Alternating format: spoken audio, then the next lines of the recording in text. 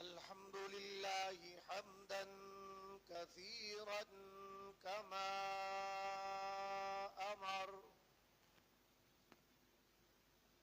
ونشهد أن لا إله إلا الله وحده لا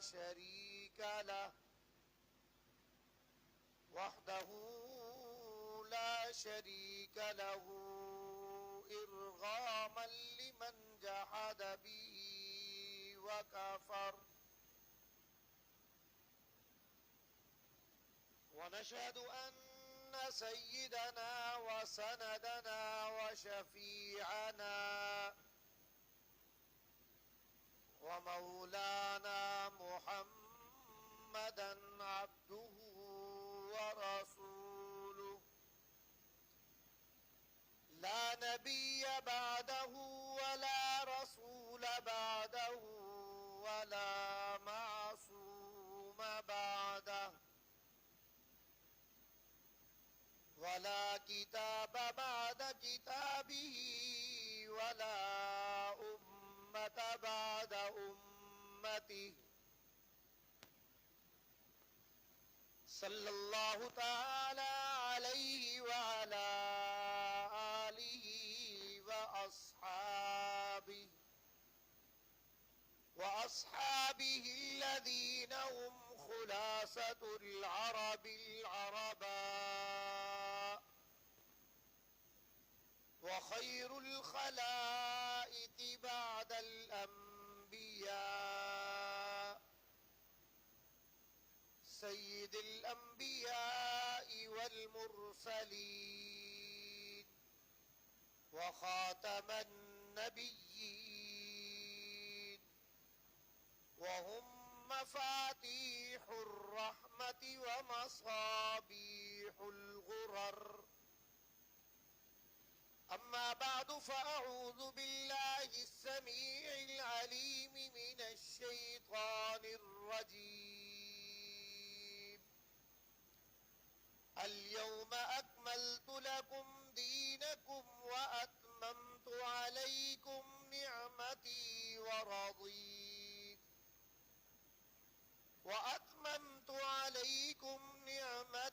ورضيت لكم الإسلام دينا وقال تبارك وتعالى ما كان محمد أبا أحد من رجالكم ولكن رسول الله وخاتم النبيين وقال النبي صلى الله عليه وسلم أنا آخر الأنبياء وأنتم آخر الأمم وعن أبي هريرة رضي الله تعالى عنه فضلت على الأنبياء بست أوتيت بجوامع الكلم ونصرت بالرعب وجعلت لي الأرض مسجدا وطهورا وأرسلت إلى الخلق كافة وختم بي النبيون صدق الله العظيم وصدق رسوله النبي الكريم الأمين ونحن على ذلك من الشاهدين والشاكرين والحمد لله رب العالمين اللهم صل على محمد وعلى آل محمد كما صليت على إبراهيم وعلى آل إبراهيم إنك حميد مجيد اللهم بارك على محمد وعلى آل محمد كما باركت على إبراهيم وعلى آل إبراهيم إنك حمید مجید.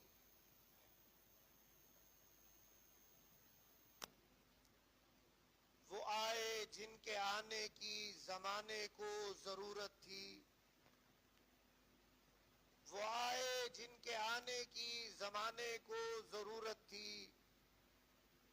وہ آئے جن کی آمد کے لیے بے چین فطرت تھی. وہ آئے نغمے داود میں جن کا ترانہ تھا. وہ آئے گریہ یعقوب میں جن کا فسانہ تھا. وہ آئے جن کو حق نے گود کی خلوت میں پالا تھا. وہ آئے جن کے دم سے عرش اعظم پہ اجالا تھا. وَأَحْسَنُ مِنْكَ لَمْ تَرَ قَطُّ عَيْنِي وَأَجْمَلُ مِنْكَ لَمْ تَلِدِ النِّسَاءُ خُلِقْتَ مُبَرَّأً مِنْ كُلِّ عَيْبٍ كَأَنَّكَ قَدْ خُلِقْتَ كَمَا تَشَاءُ.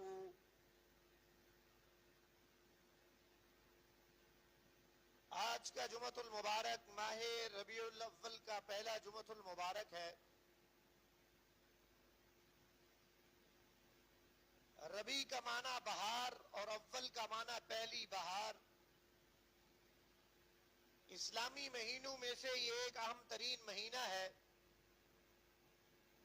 جس ماہ مبارک میں رب تعالی نے وجہ تخلیقات پیغمبر حضرت محمد مصطفیٰ احمد مجتبی صلی اللہ علیہ وسلم کی ولادت باسعادت کا انتظام فرمایا اور آقا دو عالم صلی اللہ علیہ وسلم نے اپنی حیات طیبہ کے اہم ترین مراحل دین اسلام کے استعلاء اور سربلندی کی تحقیق کے لیے اہل اسلام کی عزت، عظمت، شرف اور مرتبت اور مقام کی بلندی کے لیے دنیا پر حکمرانی اور جہاں بانی اور نگہبانی کے لیے جو اپنی حیات طیبہ کا اہم ترین سنگ میل عبور کرنے کا آغاز فرمایا کہ مکۃ المکرمہ میں قبل از بعثت 40 سال اور پھر 40ویں سال بعثت نبوت کے بعد آقا دو عالم صلی اللہ علیہ وسلم 53 سال کی عمر تک مکۃ المکرمہ میں مقیم رہے. صرف کلمہ اسلام کی دعوت کے نتیجہ میں بیگانے تو بیگانے اپنے بھی بیگانے بنتے ہوئے نظر آئے اور دشمنی اور عداوت پر اتر آئے. آپ صلی اللہ علیہ وسلم کو، آپ صلی اللہ علیہ وسلم کے اہل خانہ کو اور آپ صلی اللہ علیہ وسلم کے پیروکار اور متبعین کو نت نئے اور انگنت انداز طور طریقوں سے ستانے لگے. تو رب تعالی نے اللہ تعالی کے محبوب پیغمبر کو حکم ارشاد فرمایا کہ آپ ہجرت کر جائیے. آپ صلی اللہ علیہ وسلم نے نصرت اسلام کے اہم ترین ذریعہ سفر ہجرت مدینہ کا آغاز بھی اسی ماہ مبارک میں فرمایا اور پھر دنیا سے آپ صلی اللہ علیہ وسلم نے رحلت بھی اسی مہینے میں فرمائی. چنانچہ ماہ مبارک ربیع الاول جب آتا ہے تو تمام اہل اسلام کی زندگی کے اندر خوشی اور بہار آ جاتی ہے کہ اس مہینے میں آپ صلی اللہ علیہ وسلم مبعوث ہوئے، ولادت باسعادت ہوئی، ہجرت فرمائی اور پھر اس ماہ مبارک کے اندر دین کی تکمیل کے بعد رب تعالی نے آپ صلی اللہ علیہ وسلم کو اپنے پاس واپس بلا لیا کہ آپ صلی اللہ علیہ وسلم فرماتے اللہم بالرفیق الاعلی، مجھے رب تعالی کی رفاقت اور قربت جو ہے پسند اور محبوب ہے. چنانچہ جب ہم یہ ربیع الاول کے مہینہ کے اندر اس کو پاتے ہیں تو ہم اہل اسلام پر یہ لازم اور ضروری ہے کہ جہاں پر آپ صلی اللہ علیہ وسلم کی حیات طیبہ کا تذکرہ کرے، آپ صلی اللہ علیہ وسلم کی سیرت کو بیان کرے، آپ صلی اللہ علیہ وسلم کی ولادت باسعادت کے تذکرے کسی بھی نام سے موسوم کرے، وہ یا رسول اللہ کانفرنس ہو، محمد الرسول اللہ کانفرنس ہو، سیرت النبی ہو یا میلاد النبی کے نام سے محافل اور مجالس کا انعقاد کریں، کوئی مذائقہ نہیں ہے، لیکن اصل پیغام یہ ہے کہ جس مقصد کے لیے، جس غرض کے لیے، جس دعوت اسلام کو رب تعالیٰ نے آپ صلی اللہ علیہ وسلم کو عنایت کر کے دنیا میں مبعوث فرمایا، اس دعوت اور اس پیغام کو امت مسلمہ کا ہر فرد، ہر جوان، ہر مرد و عورت اس کو اختیار کر لے، حقیقی کامیابی جبھی حاصل ہو جائے گی۔ چنانچہ ربیع الاول بھی قریب، ربیع الاول کا مہینہ چل رہا ہے، اور دوسرا عیسوی سال کے اعتبار سے ستمبر کا مہینہ چل رہا ہے۔ ستمبر کے مہینہ کے اندر دو بر صغیر اور پاکستان کی تاریخ کے دو اہم ترین واقعات رونما اور وقوع پذیر ہوئے ہیں۔ ایک واقعہ سن 1965 کا 6 ستمبر ہے کہ جس روز محافظین پاکستان کی فضائیہ نے جرت اور بہادری کے ساتھ، اور بری اور بحری فورسز نے، فضائیہ کی فورسز نے دشمن بھارت کے اونچے ہتھ کنڈے اور برے خواب کو شرمندہ تعبیر ہونے سے روک دیا، اس کے سامنے سد سکندری قائم کر دی، اور اس کے بعد 40 سال تک یا 45-50 سال تک دشمن کو دوبارہ جرت اور جسارت نہ ہوئی کہ وہ دوبارہ کوئی پیش قدمی کا مظاہرہ کر سکے۔ اسی برس 2025 میں مئی کے مہینے میں دوبارہ انہوں نے کوشش کی سر اٹھانے کی، تو ہماری بری اور بحری اور فضائیہ کی فورسز نے ان کو ناکو چنے چبوا کر ان کو نیست و نابود اور ناکام و نامراد کر دیا۔ یہ ایک واقعہ تاریخ پاکستان کا ظاہر ہوا دفاع پاکستان کے حوالے سے۔ اسی کے ساتھ اسلام کا ایک بنیادی عقیدہ جس کے اوپر اسلام کی بنیاد استوار اور کھڑی ہوئی ہے، وہ عقیدہ ختم نبوت ہے کہ رب تعالی نے کائنات کی آبادی کے بعد انبیاء علیہ السلام کو انسانیت کی رہبری کے لیے مبعوث فرمایا، اور پھر مبعوث کے فرمانے کے بعد جب آخری پیغمبر کو بھیجا، آپ صلی اللہ علیہ وسلم سے تمام پہلے آنے والے پیغمبروں نے بعد میں اپنے بعد آنے والے پیغمبروں کے بارے میں مطلع کیا کہ ہمارے بعد نبی اور رسول آئے گا، یہاں تک کہ حضرت عیسیٰ علیہ السلام تشریف لائے تو انہوں نے فرمایا کہ وہ مبشرا برسول یأتی من بعد اسمہ احمد، میرے بعد ایک پیغمبر آئے گا جس کا نام احمد ہوگا، میں اس کی آپ کو خوشخبری سناتا ہوں۔ اور پھر آپ صلی اللہ علیہ وسلم کی بعثت کے بعد رب تعالی نے آپ صلی اللہ علیہ وسلم کے متعلق ارشاد فرمایا، اعوذ باللہ من الشیطان الرجیم، ما كان محمد ابا احد من رجالکم ولكن رسول اللہ وخاتم النبیین، تم لوگوں میں سے، تم انسانوں میں سے، تم مردوں میں سے حضرت محمد مصطفیٰ احمد مجتبیٰ صلی اللہ علیہ وسلم کسی مرد کے باپ نہیں ہے، بالغ مرد کے باپ نہیں ہے، ولیکن رسول اللہ وخاتم النبیین، لیکن اللہ کے رسول ہیں اور خاتم النبیین ہیں۔ یہ دو باتیں اللہ تعالی نے اس آیت مبارکہ سورہ احزاب کی اس آیت میں ارشاد فرما دی، ایک آپ صلی اللہ علیہ وسلم کی نبوت اور رسالت کا اظہار اور بیان، اور دوسرا آپ صلی اللہ علیہ وسلم پر سلسلہ نبوت کے مختتم ہونے کا اعلان بھی اللہ تعالی نے فرما دیا۔ اور پھر یہی وجہ ہے آپ صلی اللہ علیہ وسلم نے ارشاد فرمایا کہ میں اس وقت سے نبی ہوں جب حضرت آدم علیہ السلام بین الماء والروح، بین الروح والجسد یا بین الماء والطین، کہ وہ جب تک پانی اور مٹی کے مابین تھے، جسم اور روح کے درمیان میں تھے، تب سے میں نبی ہوں اور خاتم النبیین ہوں، کہ میرے بعد کوئی نبی نہیں ہے۔ اور رب تعالی نے قرآن کریم کے اندر انبیاء علیہ السلام سے جو میثاق لیا آپ صلی اللہ علیہ وسلم سے متعلق، کہ میں آپ انبیاء کو اور رسولوں کو نبوت اور رسالت عطا کرتا ہوں، لیکن تمہارے بعد ایک رسول آئے گا، تم اس کی بھی تصدیق کرو۔ اور تمام انبیاء علیہ السلام نے تصدیق فرمائی۔ چنانچہ اللہ تعالی نے آپ صلی اللہ علیہ وسلم کو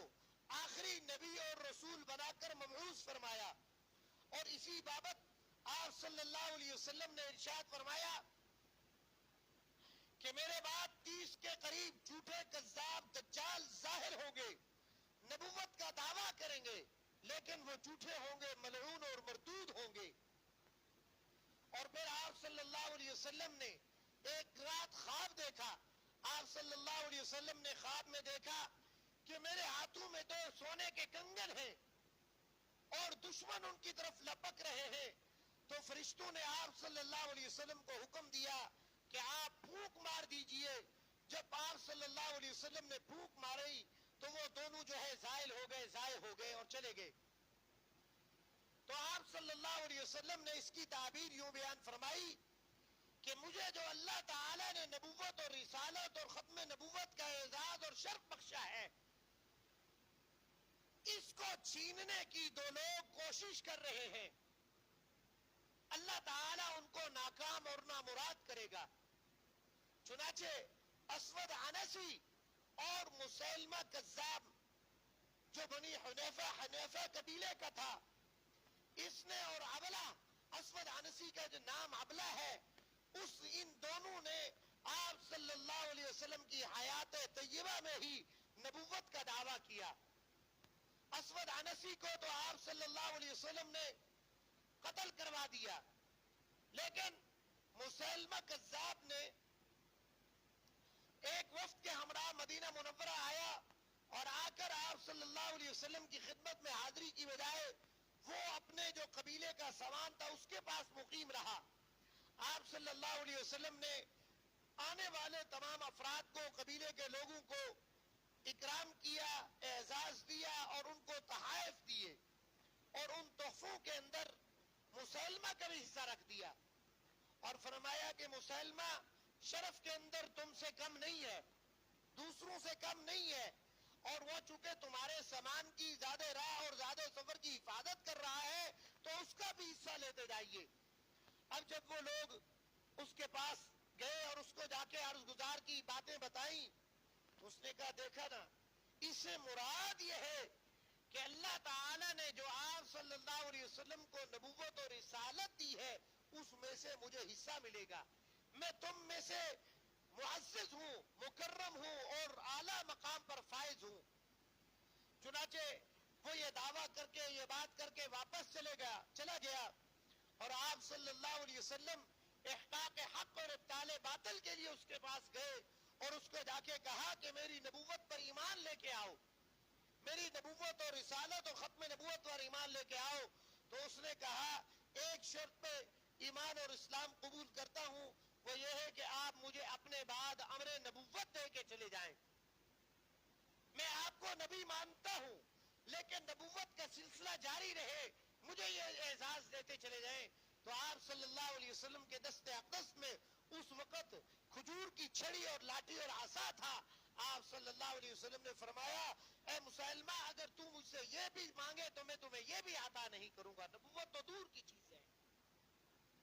چنانچہ آپ صلی اللہ علیہ وسلم کی دنیا سے رحلت کے بعد جب مسلمہ کذاب، طلیحہ اور سجاح نے جب نبوت کا دعویٰ کیا تو حضرت سیدنا صدیق اکبر رضی اللہ تعالیٰ عنہ کی قیادت اور سیادت کے اندر اور خلافت و امارت کے اندر تمام صحابہ کرام نے بالاتفاق اجماع کر کے تمام منکرین نبوت کو ختم نبوت کا قلع کما کرنے کے لیے میدان عمل میں اترے اور مسلمہ کے 40,000 لشکر کو شکست دی، 30,000 کے قریب اس کے افرادوں کو قتل کر دیا، تہتیغ کر دیا. اور اس دفاع ختم نبوت کی جنگ کے اندر 1200 کے قریب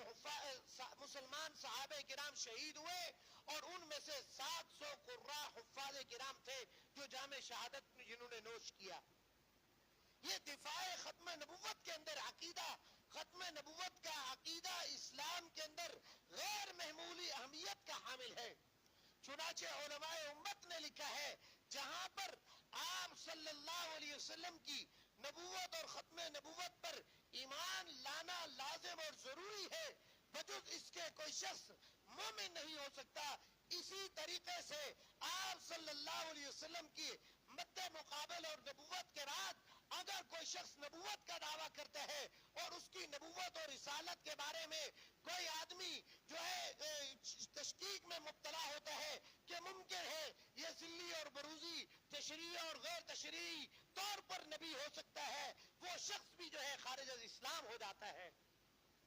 مسلمہ کذاب سے لے کر مسلمہ قادیان اور پنجاب یعنی مرزا غلام قادیانی تک تمام کے تمام جتنے بھی یا ابھی شکیل احمد کے نام سے، شکیل حنیف کے نام سے ہندوستان کے اندر ایک آدمی نبوت کا دعویٰ کیے بیٹھا ہے، یہ سب کے سب مردود ہے، ملعون ہے اور مطرود ہے. اہل اسلام پر لازم اور ضروری ہے کہ ہمیں ان فتنوں سے آگہی، شناسائی اور معرفت حاصل کرے. اور آپ صلی اللہ علیہ وسلم نے ارشاد فرمایا مجھے اللہ تعالی نے تمام انبیاء پر 6 اعتبار سے فضیلت عطا کی ہے، مجھے جوامع الکلم عطا کیے ہیں، میرا رعب دشمن کے اوپر ڈال دیا ہے اور میرے لیے مسجد کو جو زمین کو جو ہے تمام عرض زمین کو میرے لیے جو ہے پاک صاف اور جائے نماز بنا دیا ہے اور مجھے تمام امت کے لیے، تمام مخلوقات کے لیے نبی بنا کر مبعوث کیا گیا ہے اور ختم نبوت کا سلسلہ میرے اوپر ختم فرما دیا ہے اللہ تعالی نے. چنانچہ قرآن کریم کی جو آیت کریمہ جب آپ صلی اللہ علیہ وسلم نے حجت الوداع کا خطبہ دیا، سورہ مائدہ کی جو آیت نمبر 3 نازل ہوئی اس میں اللہ تعالیٰ نے ارشاد فرمایا اليوم اکملت لکم دینکم واتممت علیکم نعمتی ورضیت لکم الاسلام دینا، کہ میں نے آپ صلی اللہ علیہ وسلم کر اللہ تعالیٰ فرماتے ہیں کہ میں نے آپ کے لیے دین اسلام کو پسند کر لیا ہے، اپنی نعمت کو، اپنے دین کو، اسلام کو مکمل فرما دیا ہے اور متمم فرما دیا ہے، تمام فرما دیا ہے. علماء نے لکھا ہے اکمل، کمال اور اتمام یہ دونوں جو صفتیں ہیں یہ اوصاف اور اجزاء دونوں کو شامل ہے. روحانی اور جسدی اعتبار سے، محسوس اور غیر محسوس کے اعتبار سے، ہر دو اعتبار سے اللہ تعالی نے آپ صلی اللہ علیہ وسلم پر نبوت کے سلسلے کو مکمل فرما دیا ہے. اس لیے اکمال اور اتمام کے کلمات کا اس آیت کریمہ کے اندر ذکر ہوا ہے. تو ہم اہل اسلام پر لازم اور ضروری ہے. اب ہمارے قرب و جوار میں سوشل میڈیا کا دور آ چکا ہے کہ نکالے جاتی ہیں، باتیں کی جاتی ہیں، فتنوں کا دور ہے کہ جی نبی صلی اللہ علیہ وسلم کو ہم نبی مانتے ہیں. لوگ نبی ماننے کے بعد ان کے بعد نبوت جزئی، کلی، تشریح، غیر تشریح، ذلی، بروزی کسی بھی شکل میں جو ہے مسلح کے اعتبار سے، مسیح کے اعتبار سے، مہدی کے اعتبار سے دعویٰ کر کر آ کے جو ہے وہ اس سلسلے کو ایک راستہ نکالنے کی کوشش کی جاتی ہے. یہ سب کے سب باطل راستے ہیں، غلط راستے ہیں، مطرود راستے ہیں. در حقیقت یہ انگریز اور انگریز کے خود کاشتہ پودے ہیں، دشمنان اسلام کی، یہودیت کی، جو ایک یہودیت اور عیسائیت کا ایک ایسا ملغوبہ اور چرخہ ہے، چربہ ہے کہ جو لوگ اسلام کی صفوں کے اندر دراڑ ڈال کر ناکام کرنے کی مسلمانوں کو کوشش کرنے کے لیے یہ سارے ہتھ کنڈے اور حربے استعمال کر کے مسلمانوں کی صفوں کے اندر تشکیک کی،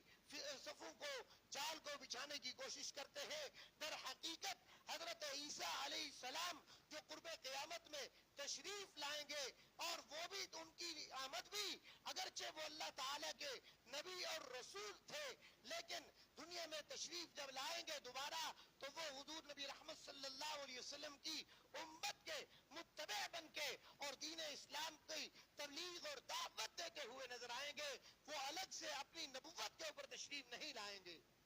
چنانچہ وہ جتنی بھی باتیں قادیانی لوگ کرتے ہیں یا رافضی لوگ کرتے ہیں یا دوسرے لوگ کرتے ہیں، شکیلی ہو، وہ کوئی بھی اعتبار سے ہو، لوگ موجود ہوں، جتنے فتنے ہیں وہ سب کے سب باطل ہیں. ہمیں 100 سے زائد قرآن کریم کے آیات کے اندر اللہ تبارک و تعالی رب العزت نے ختم نبوت کی اہمیت اور ضرورت کو بیان فرمایا ہے. اس کے بجز اگر کوئی شخص کسی شخص کا ایمان عقیدہ ختم نبوت کے اوپر غیر متسلسل نہیں ہے تو وہ انسان اپنے ایمان کی فکر کر لے. اور ہمارے لیے لازم اور ضروری ہے کہ ہم اپنے قرب و جوار میں سوشل میڈیا کے ذریعے سے لوگ آج کل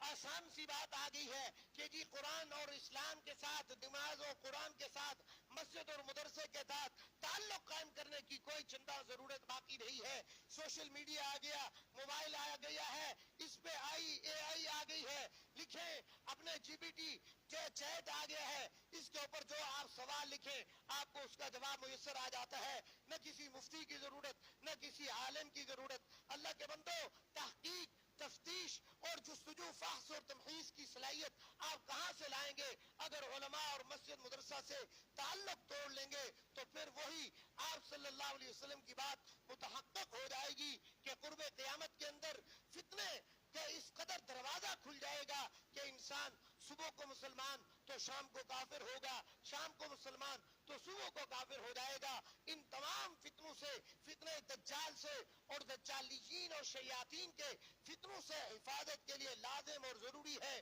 کہ جمعۃ المبارک کے روز سورہ کہف کا اہتمام کیا جانا چاہیے. اللہ تبارک و تعالی رب العزت مجھے جو کچھ کہا سنا آپ کو اور مجھے اس پر عمل کرنے کی توفیق عطا فرمائے. دفاع ختم نبوت کے لیے سنت سیدنا صدیق اکبر رضی اللہ تعالی عنہ اور صحابہ کرام اہل بیت اعظام کو ادا کرنے کی توفیق عطا فرمائے. وما علینا الا البلاغ المبین.